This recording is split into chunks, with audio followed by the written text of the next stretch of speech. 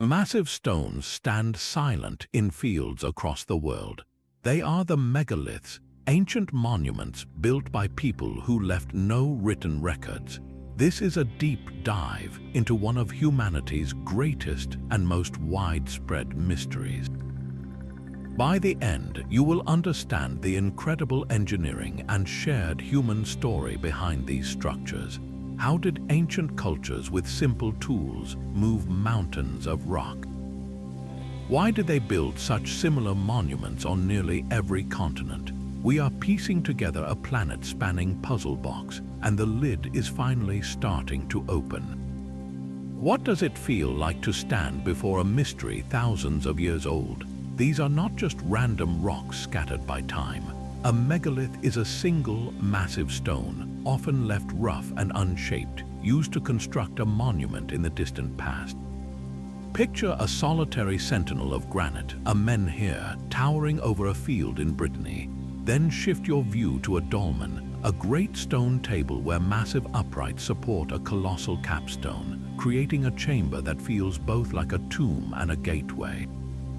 From there, we move to the grand circles, the cromlechs, where stones are arranged in rings that track the heavens. And deep within grassy mounds lie the passage graves, long corridors of stone leading to a central chamber, all buried under earth for millennia. The scale is almost incomprehensible. Some of these individual stones weigh more than 20 tons. That is the equivalent of a herd of full-grown elephants, carved from solid bedrock, transported for miles, and then lifted into precise positions. This was not the work of giants or magic. It was the work of human hands, a testament to a drive so powerful it moved mountains long before the invention of the wheel or the written word. This drive to build with massive stone appears everywhere we look. While the standing stones of Europe capture our imagination, they are just one piece of a planet-wide story. Picture an animated map of the ancient world. In England, the iconic circle of Stonehenge rises from Salisbury Plain. Far to the east, on a remote Pacific island, the brooding moai statues stare inland from Easter Island. Then travel to Turkey, where the staggering T-shaped pillars of Göbekli Tepe were raised over 11,000 years ago, rewriting our entire understanding of early civilization. Back in Europe, the Carnac stones in France form sprawling lines of thousands of granite sentinels, an army of stone marching across the landscape. And in the Egyptian desert, the calendar circle of Nabta Playa stands as a testament to ancient astronomy. These sites are separated by vast oceans and thousands of years, yet they speak a common architectural language. This was not a single culture spreading its ideas. This was a shared human impulse, a universal urge to mark the earth with something permanent, something profound. From the lush green hills of Britain to the most isolated island on earth, our ancestors looked at a mountain and decided to move a piece of it for a purpose we are only beginning to grasp. But how do we know how old these silent stones truly are? They were built long before history was written down, so pinning a date on them is one of archaeology's greatest challenges. We cannot simply date the stone itself. Instead, scientists have become detectives, looking for clues left in the earth around these monuments. One of the most powerful tools is radiocarbon dating. This method does not date the rock, but any tiny piece of organic material found in direct association with it. Think of charcoal from a builder's fire, or the bones of an animal left as an offering, or even a single grain of wheat trapped in the soil. All living things absorb a radioactive form of carbon from the atmosphere. When they die, that carbon begins to decay at a very predictable rate. By measuring how much is left, scientists can calculate when that plant or animal died, giving us a probable date for when that material was placed at the site. Another method, stratigraphy, reads the story of the Earth itself. It works on the simple principle that the deeper you dig, the older the layers of soil and debris are. If a massive standing stone is placed directly on a particular layer, we know it must be younger than that layer. and if pottery shards or tools from a known time period are found in the soil packed around its base, that gives us a strong clue about when it was erected. A newer technique called optically stimulated luminescence can even tell us when a buried stone was last exposed to sunlight, effectively dating its placement. Yet each method has its own puzzle. The old wood problem is a classic example. Imagine using a 1,000-year-old piece of timber salvaged from an ancient forest to build a new temple. Radiocarbon dating would tell you when that tree died, not when your temple was built, making the structure seem centuries older than it truly is. This is why archaeologists need multiple lines of evidence. And as these techniques improve, they constantly force us to rewrite history. The stunning complex of Göbekli Tepe in Turkey was initially dismissed as a medieval cemetery. But rigorous radiocarbon dating of the soil around its immense pillars revealed a staggering truth. This site was actively used around 11,500 years ago, a time when humanity was supposedly just simple hunter-gatherers. This single discovery shattered our timeline of civilization, proving that the urge to build monumentally is far more ancient than we ever dreamed. The sheer weight of these stones forces a single, haunting question onto the stage. How did human beings, without modern machinery, manage to move mountains? The silence of the stones is a challenge, and for decades, archaeologists and engineers have taken it up, testing theories with practical, hands-on experiments. One of the most convincing methods involves a simple yet brilliant combination of log rollers and a sledge. Picture a massive stone block resting on a wooden sled. Beneath the sled, a team of workers lays down a path of logs acting as rollers. As the sled is pulled forward, workers behind the structure constantly pick up the rear logs and run them to the front, creating a continuous rolling road. This method drastically reduces friction, turning an impossible drag into a manageable, albeit backbreaking, pull. Experiments have shown that with a well-greased track and a coordinated team, just a few dozen people could move a 20-ton block. Levers then come into play for the final, delicate act of positioning. By using long, sturdy poles as pivots and placing smaller stones underneath as fulcrums, a crew could nudge a multi-ton slab upward, inch by agonizing inch, stacking supports underneath until it stood perfectly vertical. This is not just speculation. In Maryhill, Washington, a famous experiment saw a group of volunteers move a concrete replica of a Stonehenge block weighing over 9 tons. Using only wooden sledges, log rollers, and ropes, they demonstrated that the fundamental physics were entirely within reach of a determined, organized Neolithic community. But the theories do not stop with wood and rope. Some researchers propose the use of water not just for lubrication, but as a more integral part of the transport. Could a stone have been placed on a raft and floated along a specially dug canal? Or perhaps the ground was deliberately wetted to create a slick, muddy surface that allowed a sledge to glide more easily. Then there are the more fringe ideas that capture the public imagination. Could the builders have used harmonic resonance or specific sound frequencies to somehow levitate the stones, making them weightless? The idea of lost anti-gravity technology is thrilling, but it remains firmly in the realm of science fiction without a shred of archaeological evidence. The most plausible answer is often the simplest one that fits the tools we have found. It was not magic that built these monuments, but immense human ingenuity, patience, and a profound understanding of basic mechanical principles. The true secret weapon was not a mysterious technology, but the collective will of an entire community pulling together in one extraordinary direction. Moving a stone is one thing, but lifting it into the sky is another challenge entirely. Once a multi-ton slab arrived at its final destination, the builders faced their most delicate task, raising it to stand vertical. The theories for this feat are just as ingenious as those for transport.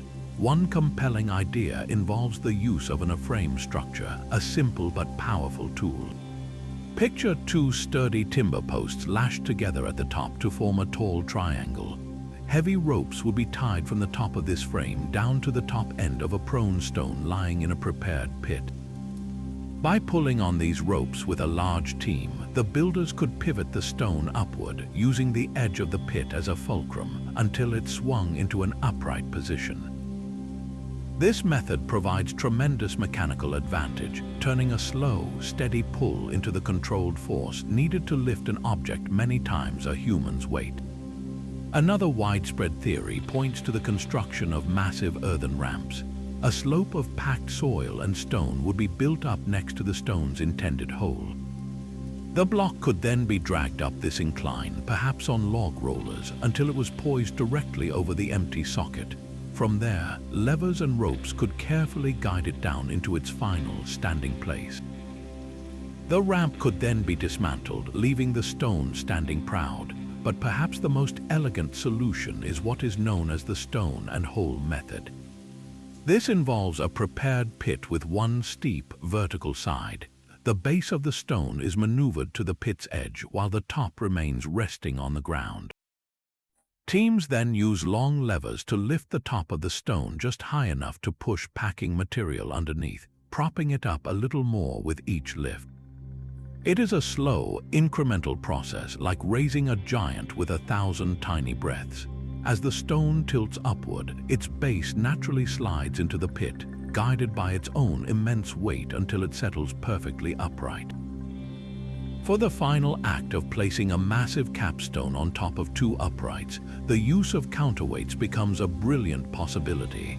A temporary wooden platform could be built to the exact height of the standing stones. The capstone would then be dragged onto this structure.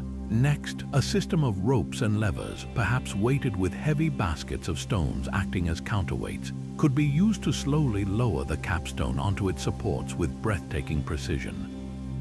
This was not brute force, it was a carefully choreographed dance of physics. The fact that these stones still stand today, millennia later, is a testament to the builders' profound understanding of balance, leverage, and geometry. They were not primitive people struggling with rocks. They were master engineers who could visualize forces and calculate stresses in their minds, creating monuments that have withstood the test of time itself. Of all the megalithic monuments, one circle stands above the rest in the global imagination. Stonehenge is more than just a ring of stones. It is a complex and layered structure built over centuries. The giant outer circle and its iconic archways are made of sarsen stones, a dense sandstone local to the area. Each of these massive uprights supports a curved lintel stone, locked in place by precisely carved tongue and groove joints, a woodworking technique executed on an unimaginable scale. Inside this sarsen circle stands a horseshoe of even larger trilithons, 5 towering stone archways, and within that, a smaller circle of distinctive bluestones completes the arrangement. This entire configuration is a sophisticated astronomical instrument. At dawn on the summer solstice, if you stand at the center of the circle and look through the entrance, the sun rises directly over the heel stone, a solitary sentinel placed outside the main complex. At the winter solstice, the sun sets perfectly between the gaps of the tallest trilithons.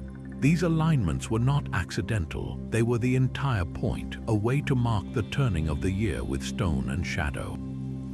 Yet the greatest mystery of Stonehenge is not its local sarsens, but its smaller bluestones.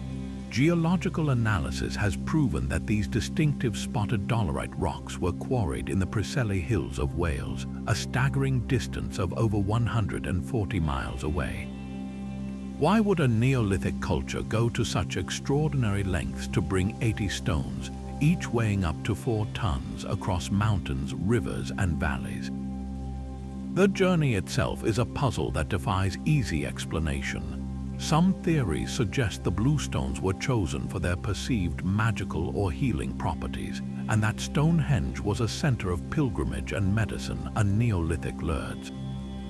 Others propose that the stones were already ancient monuments in Wales, dismantled and brought to Salisbury Plain by a migrating population to sanctify their new home.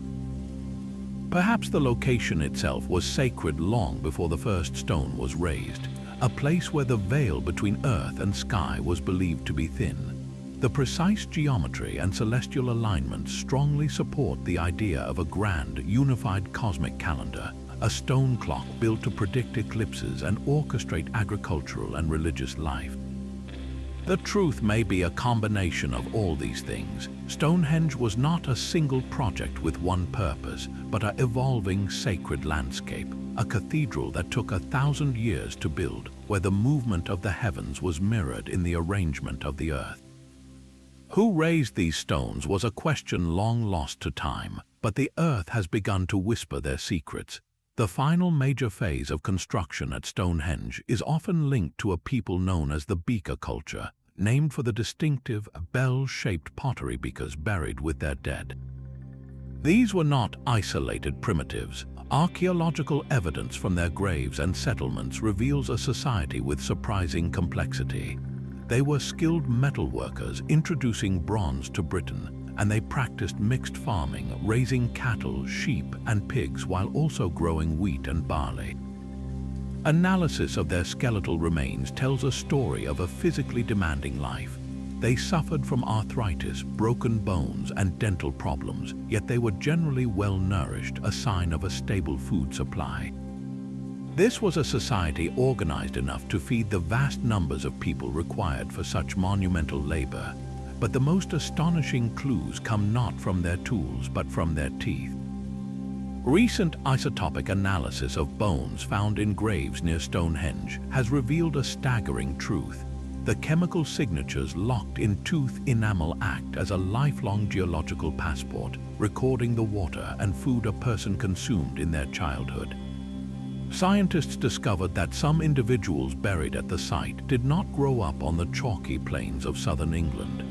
Their isotopic signatures matched regions as distant as the Alps and even the Mediterranean. This means that people, perhaps pilgrims, leaders, or skilled artisans, traveled hundreds of treacherous miles to be at Stonehenge. This was not just a local project for a local chieftain. It was a magnet, a destination of international significance in the ancient world, drawing people from across Europe to this windswept plain. The stones themselves were a powerful attractor, but the society that built and maintained them was a complex, interconnected web of trade, belief, and shared purpose that spanned the continent. While Stonehenge forms a perfect circle, the stones of Carnac march across the landscape in disciplined, silent rows. Here in Brittany, France, over 3,000 granite megaliths stand in eerie, parallel lines stretching for kilometers along the coast. It feels less like a temple and more like a petrified army frozen mid-parade, an impression so powerful it gave birth to a local legend. For centuries, people believed these were the remains of a Roman legion, turned to stone by a Christian saint to protect the local population. The sheer scale is almost militaristic in its organization, a stark contrast to the circular, celestial focus of other sites. But what purpose could such a vast, linear arrangement possibly serve? One of the most compelling theories paints Carnac as a colossal astronomical observatory. Certain alignments appear to point toward the rising and setting of the sun and moon at key times of the year, suggesting the entire complex could have been a giant calendar etched into the earth. The long, straight avenues might have functioned as sightlines, allowing priests or astronomers to track celestial movements with stunning accuracy across the horizon. Yet other archaeologists propose a more earthly function. This staggering display of collective labor could have been a territorial marker, a clear and undeniable statement of a powerful tribe's control over the land. The effort required to erect this many stones would have demonstrated immense social organization and wealth, a warning to any rivals. Another theory suggests these rows formed a sacred processional way, a path for rituals and ceremonies. Worshippers might have walked between the towering stones, moving from a profane world outside into an increasingly sacred space, perhaps toward a central shrine or burial mound that has long since vanished. The truth is that Carnac, like so many megalithic sites, likely served multiple purposes across centuries. It was a calendar, a territorial statement, and a cathedral all at once, its meaning shifting with the generations who revered it. The stones do not give up their secrets easily, and their silent, regimented order only deepens the mystery of what ceremonies once animated this vast, open-air sanctuary. Far from the regimented rows of Carnac, in the vast emptiness of the Pacific Ocean, lies a mystery carved from a volcano. Easter Island, or Rapa Nui, is home to the moai, the iconic stone giants with their solemn, elongated faces and heavy brows. These are not simple standing stones, but colossal statues, nearly 900 of them, most carved from a single, soft volcanic rock called tuff. Their birthplace is the Rano-Raraku Quarry, a crater that feels like a workshop frozen in time. Here, the island itself is pregnant with half-formed giants. Dozens of moai remain partially carved into the crater's interior walls, some still connected to the bedrock by a stone spine. Others stand completed but trapped in deep pits, their immense bodies waiting for a journey that never came. The most haunting figure is a giant known as El Gigant, an unfinished colossus stretching over 69 feet long and weighing an estimated 270 tons. It lies where the sculptors left it, a silent witness to a project that stopped abruptly and for reasons we can only guess. The quarry is a snapshot of a society in its prime, interrupted. The mystery of the moai only deepens once they left the quarry. How did the Rapa Nui people transport these multi-ton statues, some weighing over 80 tons, for miles across the island's rugged terrain to their final ceremonial platforms, the ahu? For decades, the dominant theory involved log sledges and earthen ramps. The idea was that a statue would be laid on a large wooden sledge and dragged by teams of people using ropes, perhaps on a path of lubricated mud or on log rollers. This method, while plausible, would have consumed enormous amounts of timber, a resource that we know became increasingly scarce on the island. A more recent and captivating theory suggests the moai were made to walk. Researchers propose that by using 3 separate teams with ropes tied to the statue, one team could rock the moai side to side while the others guided it forward, creating a shuffling, upright gait. This walking method would require far fewer people and less wood, but it is also incredibly risky, inviting a catastrophic fall that could shatter the statue. The debate is far from settled, with each theory pointing toward a different vision of Rapa Nui society, one more reliant on communal coordination, the other on brilliant, daring engineering. Yet the ultimate question remains, why? Why did this isolated society invest so much of its energy and resources into creating these stone giants? The moai were not gods, but representations of deified ancestors. Each statue was believed to be a vessel for a powerful spirit, a guardian that watched over a specific clan or family group. Placed on their ahu platforms along the coast, their backs to the sea, they faced inward, their stone eyes overseeing the villages and farmland of their living descendants. They were a direct link to the past, a source of spiritual power and protection. The competition between clans to erect larger and more impressive moai may have been the very engine of their society, a display of prestige and divine favor. But this same competition, this relentless drive to carve and transport ever larger statues, may have also been their undoing, pushing the island's fragile environment to its breaking point. The quarry at Rano-Raraku, with its abandoned giants, stands as a powerful monument to human ambition, a testament to what we can create, and a stark warning of what we might leave behind when that ambition consumes everything. The silent march of megaliths leads us to a windswept hill in Turkey, and a discovery that shattered the foundations of human history. Göbekli Tepe is not merely an ancient site, it is a profound anomaly. This complex of massive, T-shaped limestone pillars arranged in great stone circles was not built by a settled farming society. It was erected over 11,000 years ago by hunter-gatherers, people who supposedly lived hand-to-mouth, constantly on the move. This single fact turns our traditional story of progress completely upside down. For over a century, the accepted model was clear. First came the Neolithic Revolution, where humans learned to farm wheat and domesticate animals. This stable food surplus then allowed for permanent settlements, which grew into towns, and only then did people have the leisure and organization to build temples and create complex religion. Göbekli Tepe boldly declares this sequence wrong.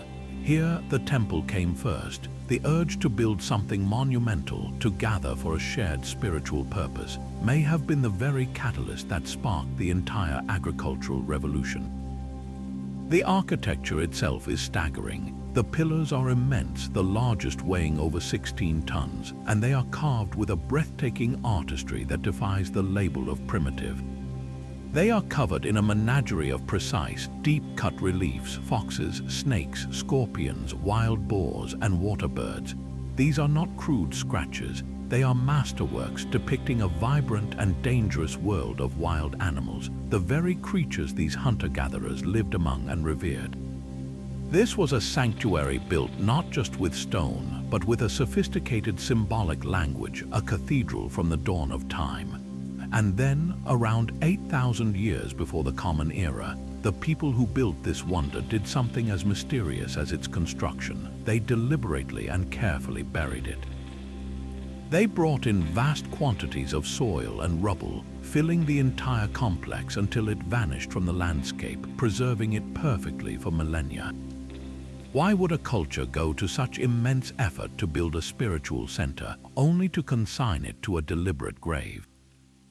Was it an act of reverence, a way to sanctify the site for eternity, or was it a rejection, a closing of a chapter in their belief system?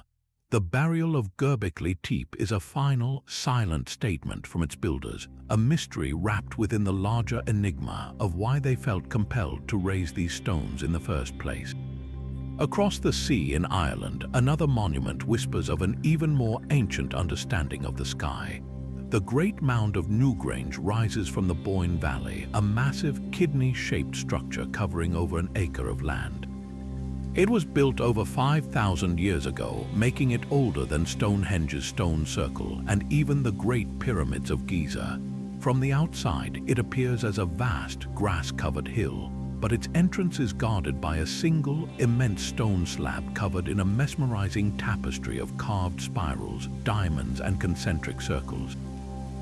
These are not random decorations. They are a complex language of symbols, a code we have yet to fully decipher, hinting at a rich spiritual world. The true marvel, however, lies within.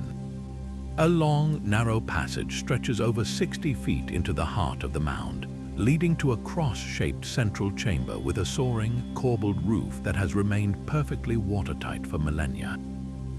This engineering alone is a masterpiece, but the builders added a feature of breathtaking genius.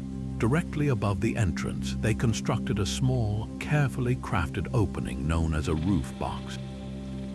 This slit was not for people, but for light. For just a few days around the winter solstice, as the sun reaches its lowest point in the sky, a miraculous event occurs. At dawn, the first rays of the rising sun creep over the horizon and strike the roof box. A narrow beam of light penetrates the darkness, traveling down the long passageway, growing wider and brighter until it floods the central chamber with a golden light that illuminates the intricate carvings on the rear wall. This event lasts for approximately 17 minutes before the chamber returns to darkness. The precision required to achieve this is staggering. The angle of the passage, the height and orientation of the roof box, all were calculated to capture the sun on the shortest day of the year. This was not a happy accident. It was a deliberate, carefully planned feat of engineering and astronomy, a way to symbolically bring the life-giving sun back from the brink of winter's darkness deep within a tomb. What kind of society possessed the knowledge to orchestrate such a perfect marriage of architecture and celestial movement? And what did it mean to them to have the sun itself enter their house of the dead? Yet another powerful statement of stone awaits in southern Spain. The Antiquara dolmens are a trio of monumental tombs, and the largest of them, the Menga dolmen, is a breathtaking display of megalithic ambition. To stand inside Menga is to stand inside the belly of a giant. This is not a simple stone table. It is a vast, covered corridor stretching over 80 feet into a grassy hill. Its walls are formed by massive upright slabs, but the true marvel hangs above your head, the capstones. The largest of these roof stones is an almost unimaginable slab of rock, estimated to weigh around 180 tons. That is heavier than a fully loaded blue whale, lifted and set perfectly in place by a Neolithic culture over 5,000 years ago. The engineering is as brilliant as it is simple. The builders first dug a deep trench into the bedrock, then erected the colossal side stones, carefully packing the gaps with dry stone walling for stability. Then came the Herculean task of dragging and positioning the capstones, likely using earthen ramps and a system of levers and ropes, creating a timeless sanctuary. But the true mystery of Menga is not just how it was built, but where it points. While most passage graves like Newgrange are meticulously aligned with celestial events, the Menga dolmen breaks this pattern entirely. Its long, dark corridor is not oriented to the rising sun of a solstice. Instead, it points directly at a singular, dramatic mountain that dominates the northern horizon, La Peña de los Enamorados, the Lover's Rock. This mountain, with its distinct silhouette that resembles a sleeping giant's face, seems to have held a profound magnetic pull for the builders. This deliberate choice speaks of a different kind of worship, one rooted not in the cycles of the sky, but in the permanence of the earth itself. It suggests a deep, animistic connection to the local landscape, where a specific mountain was seen as a sacred being, a deity or an ancestor. The tomb was not just a house for the dead, it was a physical bridge connecting the community to this powerful natural feature, a stone pathway leading the departed toward the heart of the sleeping giant. This reveals a fascinating diversity in megalithic belief, a reminder that our ancestors saw the sacred not only in the moving heavens, but in the unmoving, eternal hills. These stones were never meant to be blank slates. Scratched into their surfaces is a secret language of shapes, a code left by the builders for us to decipher. Across the megaliths of Western Europe, from Newgrange to the tombs of Brittany, a common visual vocabulary emerges. You find deep, carved spirals that seem to swirl into infinity, concentric circles like ripples on water, zigzag lines that mimic lightning or flowing rivers, and strange, repeating patterns of diamond shapes known as lozenges.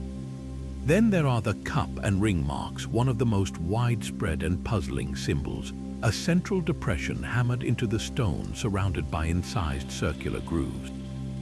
What were these abstract patterns trying to say? One compelling theory is that they are maps of the cosmos itself, a permanent record of the stars, the sun, and the moon that these cultures so carefully observed. The spirals could represent the cyclical nature of life, death, and rebirth, or perhaps the swirling path of the sun through the seasons. The concentric circles might depict the great, rippling effect of a single creative force. Other researchers propose they are maps of a different kind, charting the sacred landscapes in which they were built, marking underground water sources or the territories of powerful clans. They could be portals to other worlds or a form of sacred geometry meant to harness spiritual energy. Perhaps they are an early, proto-writing system, a way of recording ancestral knowledge or complex myths without words. The frustrating and beautiful truth is that they resist a single interpretation. They feel universal, tapping into a deep, subconscious human understanding of pattern and rhythm. Yet this abstract worldview stands in stark contrast to the art found at the much older site of Göbekli Tepe. There, the massive T-shaped pillars are alive with a menagerie of fierce, realistic animals. You see a charging boar, a slithering snake, a prowling fox, and a soaring vulture, all carved with a masterful, assertive realism. These are not suggestions of nature, they are declarations of it. The artists were hunter-gatherers, and their world was defined by the power and danger of the wild creatures they depended upon for survival. Their art reflects an immediate, tangible relationship with their environment, possibly depicting totemic spirits or mythic ancestors in animal form.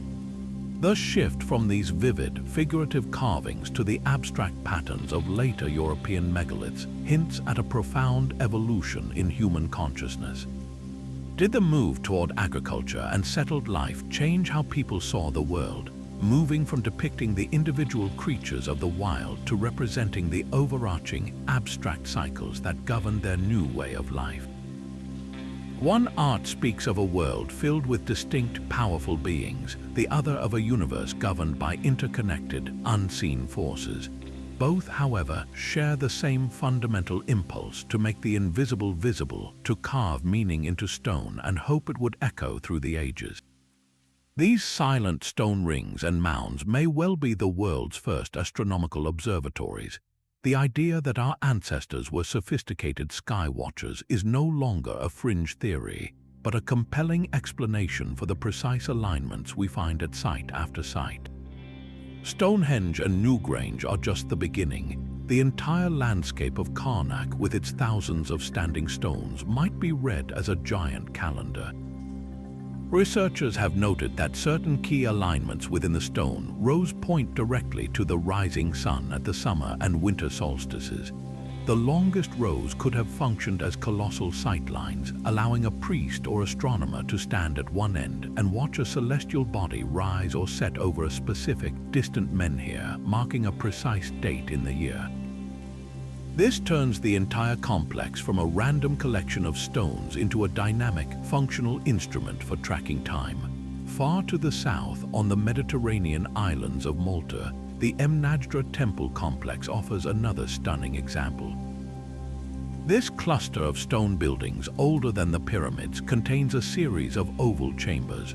On the equinoxes, the days when daylight and darkness are perfectly balanced, the first rays of the sun pierce the main doorway and illuminate a central stone slab inside. During the solstices, the sunlight enters through different apertures, casting distinct beams of light onto specific markers on the wall. This was not a passive monument, it was an active, working calendar built from limestone. But why would Neolithic farmers need such an intricate calendar? The answer is written in the soil and the seasons. Knowing the exact date of the winter solstice meant you knew the shortest day of the year was behind you, that the sun was returning, and it was time to prepare the field.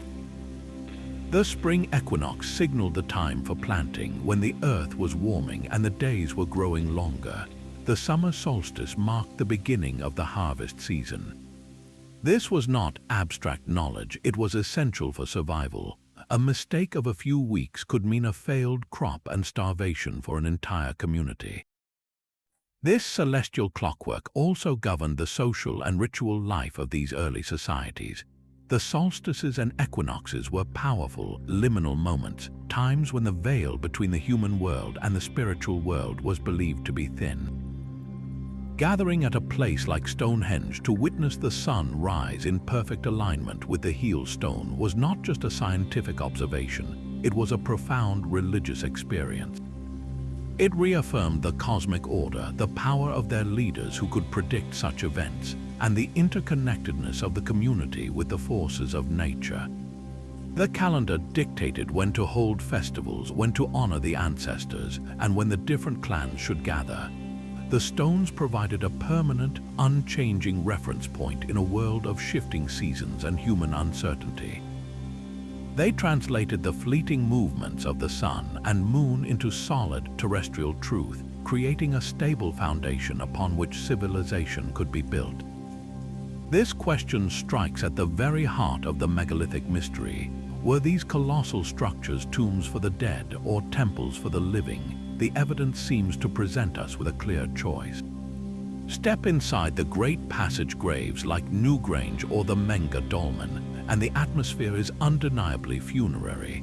The long, dark corridor leading to a central chamber, the human remains and grave goods found within, all point to a primary function as a house for the ancestors, a final resting place for the elite. These were places of the dead, sealed for eternity under tons of earth and stone. Yet, stand in the center of Stonehenge at dawn on the solstice, or walk between the silent, towering rows at Carnac, and the feeling is entirely different. This is not an intimate, enclosed space for a single individual, but a vast, open-air arena designed for a community. The alignments with the sun and moon, the sheer capacity for large gatherings, all suggest a place of vibrant ceremony, of communal worship and social ritual. How do we reconcile these two seemingly opposite purposes? The answer may be that our modern categories are too rigid, too separate. For the prehistoric mind, the line between a tomb and a temple may not have existed at all. Consider what we find at many of these sites. A passage grave like Newgrange is also a precise astronomical instrument, designed to capture the life-giving sun on the darkest day of the year.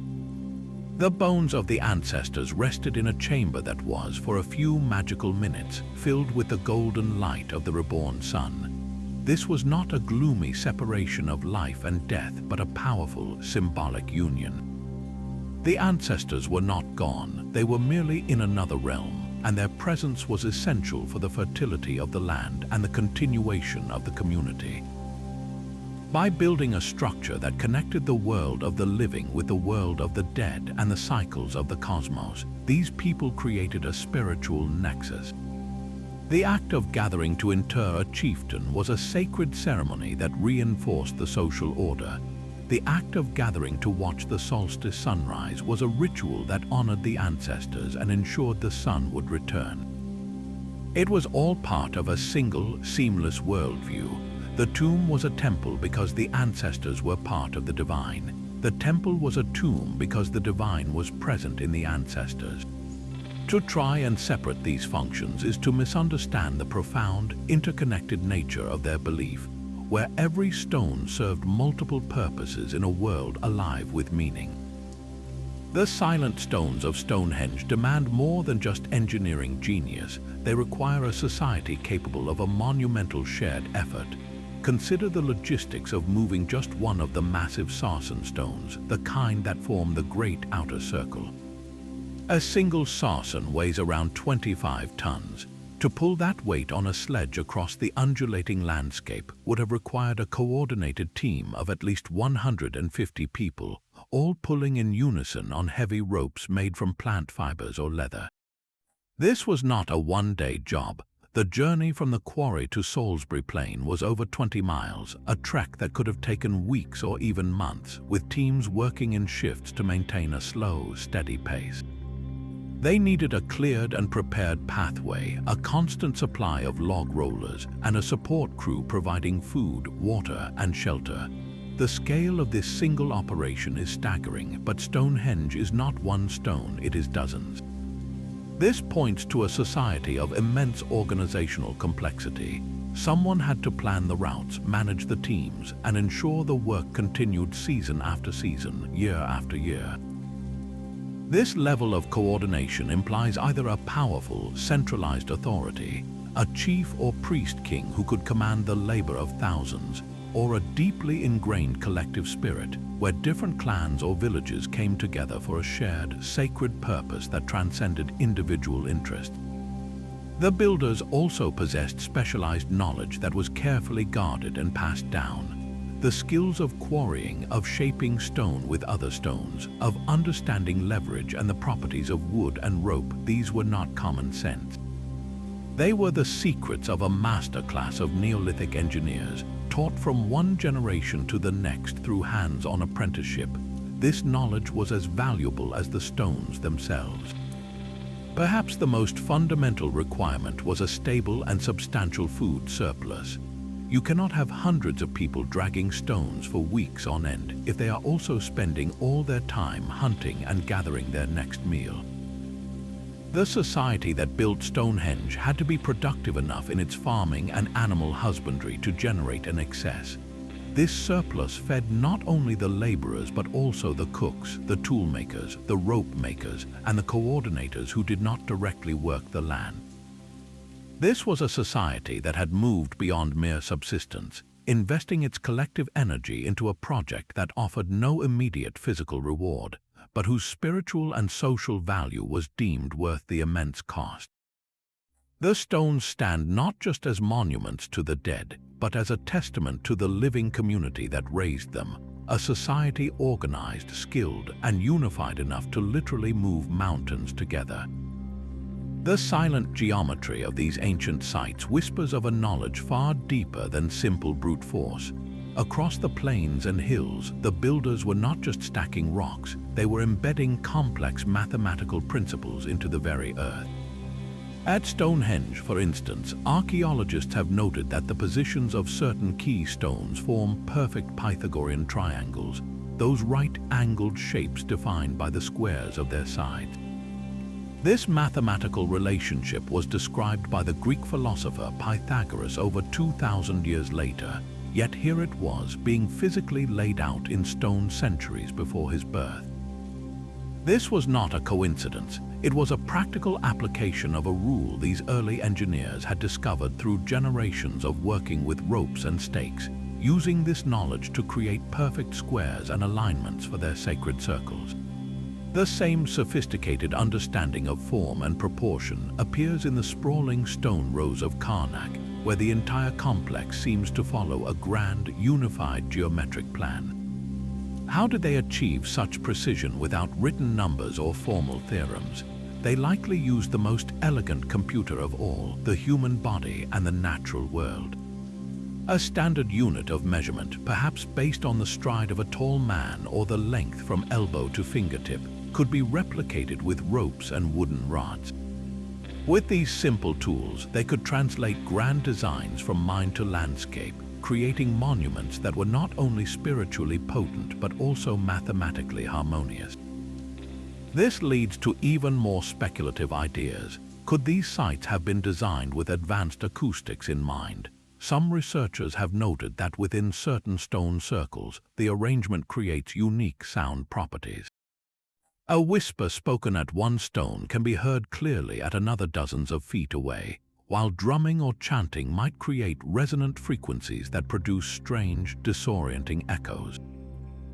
Was this intentional? Did the builders understand how to manipulate sound to enhance rituals, to create an atmosphere where the boundary between worlds felt thin? Then there is the concept of geomancy, the ancient practice of reading and harnessing the energies of the earth. Proponents of this idea suggest that megalithic sites were deliberately placed on powerful ley lines, or at points where underground water flows or magnetic fields create a unique energy. While mainstream archaeology finds little hard evidence for such forces, the question remains compelling. Why were these specific, often remote locations chosen with such unerring consistency? The alignment with celestial bodies is a proven fact, but was there another layer, a sensitivity to the subtle pulse of the planet itself that guided their hands? The most plausible answer lies in a lost worldview, a holistic understanding where number, sound, landscape, and sky were not separate sciences but interconnected parts of a single sacred reality. They may not have called it geometry or acoustics, but they felt its truth in the pull of a rope, the ring of a hammerstone, and the way the sunrise touched a specific stone. Their technology was not a collection of secrets, but a profound and embodied wisdom, most of which faded away when the cultures that nurtured it finally vanished into time. The stars above were not just lights in the sky, they were moving points on a grand celestial clock. This ancient obsession with the heavens leads us to one of the most famous and controversial ideas, the Orion correlation theory. This theory proposes that the three main pyramids at Giza in Egypt are a perfect mirror on the ground of the three stars that form Orion's belt.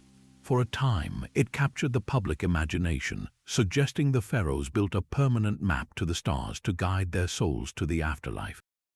Yet, when subjected to rigorous archaeological and astronomical scrutiny, the theory largely falls apart. The relative positions of the pyramids do not match the stars with the precision claimed, and the Nile River, proposed as a terrestrial match for the Milky Way, does not align correctly. Most Egyptologists now view it as an intriguing but coincidental pattern, a classic case of seeing a connection we wish were true. But the rejection of one grand theory does not mean the stars were ignored. Far more credible and demonstrable stellar alignments exist at other sites. In the Boyne Valley of Ireland, not far from Newgrange, the Great Mound of Noth appears to have markings that track the 19-year cycle of the moon. In the American Southwest, the Sun Dagger petroglyph at Fajota Butte in Choco Canyon uses a sliver of sunlight passing between 3 stone slabs to mark the solstices and equinoxes with a piercing beam of light. These were not attempts to map entire constellations, but precise, functional instruments for marking time by the most reliable clock our ancestors knew.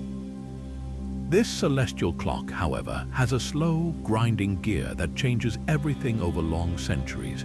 The Earth wobbles very gradually on its axis like a spinning top slowing down, a phenomenon known as the precession of the equinoxes. This wobble means that the position of the stars rising and setting at a specific time of year shifts imperceptibly year by year, completing a full cycle only once every 26,000 years. This adds a profound layer of complexity to our understanding of these sites. An alignment that was perfect for a star like Sirius when a temple was built would have been noticeably off just a few hundred years later. This means that a site used for stellar observation over many generations would have required its keepers to constantly adjust their interpretations or their rituals. The stone circle itself remained fixed, but the sky it referenced was in constant slow motion. The builders were not just creating a snapshot of the heavens, they were building a relationship with a living, changing cosmos, a dialogue between the unmoving earth and the eternally shifting sky that would challenge their descendants for generations. These stones were never placed at random. Their locations were chosen with an almost supernatural care, creating a sacred geography that wove the monuments into the very fabric of the land. You find them on the crests of rolling hills, their silhouettes stark against the sky, visible for miles in every direction. They cluster near the headwaters of sacred springs and along the banks of powerful rivers. Some stand alone on remote moorland, while others form clusters that seem to echo the patterns of the stars above. This deliberate placement suggests our ancestors saw the entire landscape as a living, breathing entity pulsing with spiritual energy. The concept of ley lines is one of the most intriguing and debated ideas in this realm. The theory proposes that ancient sites, including megaliths, medieval churches, and old earthworks, are connected by straight, invisible lines of energy that crisscross the globe. Enthusiasts draw maps with lines connecting Stonehenge to the Glastonbury Tor, or Carnac to a distant burial mound, creating a vast hidden network. While mainstream archaeology remains skeptical, citing a lack of physical evidence and the statistical probability that some points will align by chance, the underlying intuition is powerful. It speaks to a deep human desire to see order and connection in the world, to believe that these sacred places are not isolated, but part of a grand, intentional design. Whether the lines are literal energy channels or simply symbolic pathways, they reflect a worldview where every mountain, spring, and stone was part of a single, interconnected whole. Water, the source of all life, held a particularly potent attraction. Countless dolmens and standing stones are found near rivers, lakes, and natural springs. The massive stones of Carnac stand just inland from the Atlantic coast. The rollright stones in England lie near a network of underground streams. This was not a coincidence. In a world dependent on rainfall and fertile soil, water was sacred. Placing a monument near a water source may have been a way to honor the life-giving spirit of the place, or to tap into its perceived purifying and regenerative powers. The monuments themselves might have acted as territorial markers for these vital resources, declaring a clan's stewardship over a crucial spring or river crossing. But the connection goes deeper than mere proximity. The entire landscape became a cosmic map. A prominent, isolated hill might be seen as the dwelling place of a god. A dark, forested valley could represent the entrance to the underworld. The megaliths acted as focal points within this spiritual network, anchoring the powerful energies of these natural features. By building a stone circle on a hilltop, the builders were physically connecting the earth to the sky. By placing a tomb facing a distinctive mountain, they were creating a permanent dialogue with an ancestral spirit. This was a world alive with meaning, where every feature told a story and every stone served as a landmark in a vast, invisible geography of belief. The true monument was not just the circle of stones, but the entire valley, the entire horizon, with the megalith as its sacred heart. The idea of a single, lost master race behind all these monuments is a powerful and romantic one.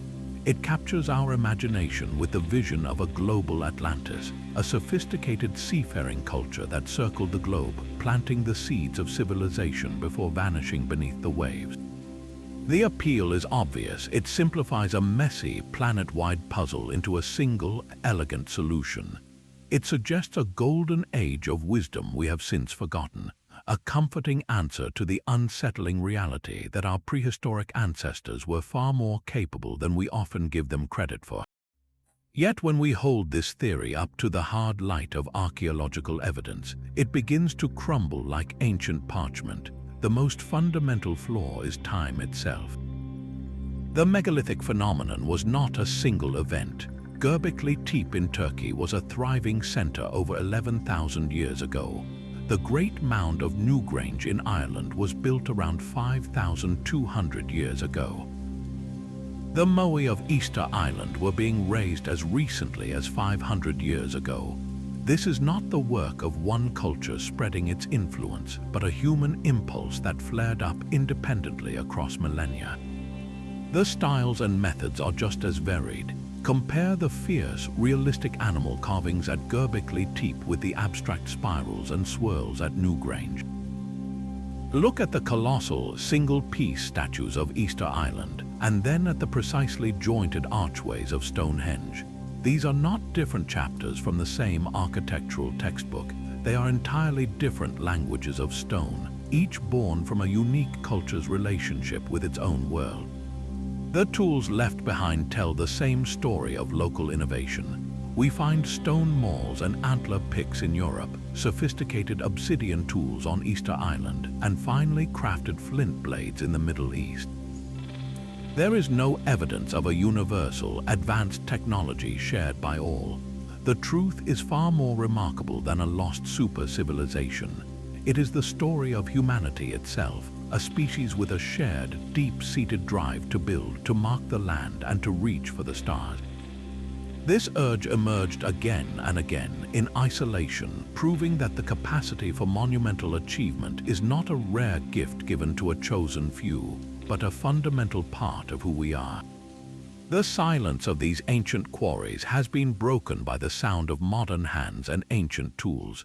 In a field in the English countryside, a team of archaeologists and volunteers gathers around a 30-ton block of sandstone, their goal simple and profound, to move it using only what the builders of Stonehenge had.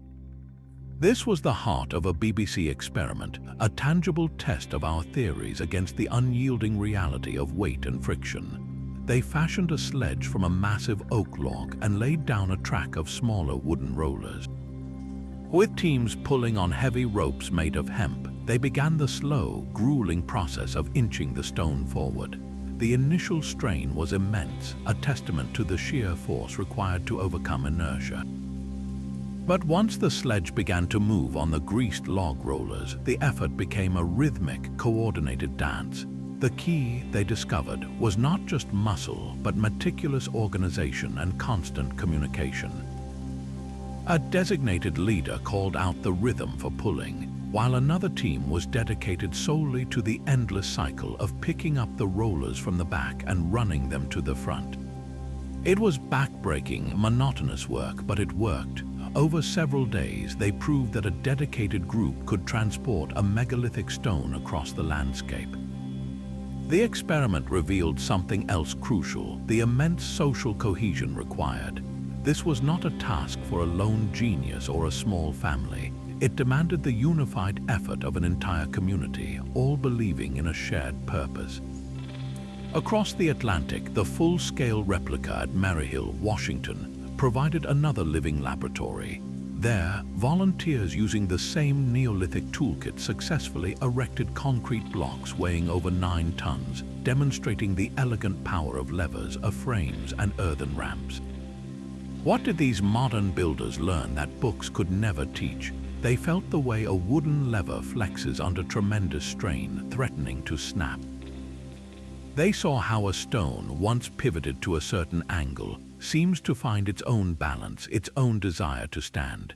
They learned that the most vital technology was not rope or wood, but patience. A mistake made in haste, a slipped lever or a frayed rope, could mean months of labor lost in an instant. These experiments have shifted our perspective from wondering if it was possible to understanding how it was done. The theories of ramps and rollers are no longer just diagrams in a textbook. They are proven methods validated by sweat and strain. The true revelation is the sheer sophistication of Neolithic engineering. These were not people struggling with primitive ideas. They were masters of physics who understood leverage, friction, and mass on an intuitive, practical level. Their genius lay in applying simple principles to solve problems of a colossal scale, turning the impossible into a monument. The stones never truly fell silent. Long after their original builders vanished, new voices arose to claim them. The Celts, arriving in Britain millennia later, wove these ancient monuments into their own rich tapestry of myth and legend. They saw the great mounds like Newgrange not as human tombs, but as the dwelling places of the gods, the Shia or fairy folk. A solitary standing stone might be a petrified giant or a hero turned to stone for their transgressions. The Romans, pragmatic conquerors that they were, often viewed these sites with a mix of awe and strategic calculation. They did not destroy Stonehenge, but instead built temples and votive offerings near its perimeter, perhaps seeking to co-opt its perceived power or appease the local spirits their own gods could not command. This process of reinterpretation never ceased. In the medieval period, chroniclers wrote that the great stones of Stonehenge were magically transported from Ireland by the wizard Merlin, a story that transformed an inexplicable engineering feat into an act of sorcery. This layering of meaning, century upon century, turned the megaliths into palimpsests, their original purpose obscured but their sacred aura only magnified. This fascination exploded into a modern revival with the rise of Druidry and neo-pagan movements. In the 18th and 19th centuries, antiquarians and romantics, inspired by flawed but passionate historical research, reinvented the Druids as noble pagan philosophers. They envisioned them conducting solemn rites within stone circles under the light of the solstice sun. While we now know the stone circles predate the historical Celtic Druids by thousands of years, the association became permanently etched into the modern imagination. Today, these groups gather at sites like Stonehenge not as reconstructors of a lost faith, but as participants in a living tradition that finds deep spiritual resonance in these ancient landscapes. They continue the age-old human practice of ascribing new meaning to the old stones, seeing them as conduits to nature, the ancestors, and the divine. This spiritual legacy is matched by a profound influence on our art and stories. The brooding presence of the megaliths haunts the pages of Thomas Hardy's novels, where they stand as timeless, impassive witnesses to human tragedy and the relentless passage of time. In science fiction and fantasy, they become something else entirely, gateways to other worlds, alien artifacts, or the power sources of a lost civilization. From the terrifying monolith in Stanley Kubrick's 2001, A Space Odyssey, to the mystical standing stones in the Outlander series, these structures provide a ready-made symbol of mystery, of a deep past holding secrets that could shatter our understanding of the present. They are more than just archaeology. They have become a permanent fixture in the human imagination, a blank canvas upon which we project our deepest questions about time, purpose, and our own place in the cosmos. Even with all we have uncovered, the silent stones still guard their deepest secrets. Why did this incredible era of megalithic building, which spanned thousands of years, suddenly begin and then just as suddenly end in so many places? What was the spark that ignited the construction of Göbekli Tepe, compelling hunter-gatherers to undertake such a colossal project? And beneath the staggering diversity of styles, from the animal-covered pillars in Turkey to the abstract spirals in Ireland, is there a single, common thread of belief that connects all these distant cultures? We have found the how, but the ultimate why remains tantalizingly out of reach. The very ground beneath our feet is now giving up new clues, thanks to technologies that see through soil and stone. LiDAR, which uses laser pulses to map the ground from the air, is stripping away forests and fields to reveal the ghostly outlines of entirely unknown monuments. In the dense jungles of Central America and the rolling hills of Britain, this technology is uncovering vast ceremonial landscapes, showing that what we thought were isolated sites were often part of much larger, interconnected complexes. Meanwhile, ground-penetrating radar is allowing archaeologists to peer into the earth without ever lifting a shovel, detecting buried chambers, hidden post holes, and ritual offerings that have lain undisturbed for millennia. These tools are revolutionizing our understanding, proving that for every mystery we solve, a dozen more are waiting to be found. The story of the megaliths is not a closed book, but a living, breathing field of discovery, where every new scan of the earth can rewrite a chapter we thought we knew by heart. These silent stones form a global chorus, each one a verse in a shared human story of ambition and wonder. From the solitary moai of Easter Island to the sprawling rows of Carnac, the phenomenon reveals a planet-wide urge to build with permanence. We have marveled at the engineering, the sheer willpower required to move mountains without modern machinery.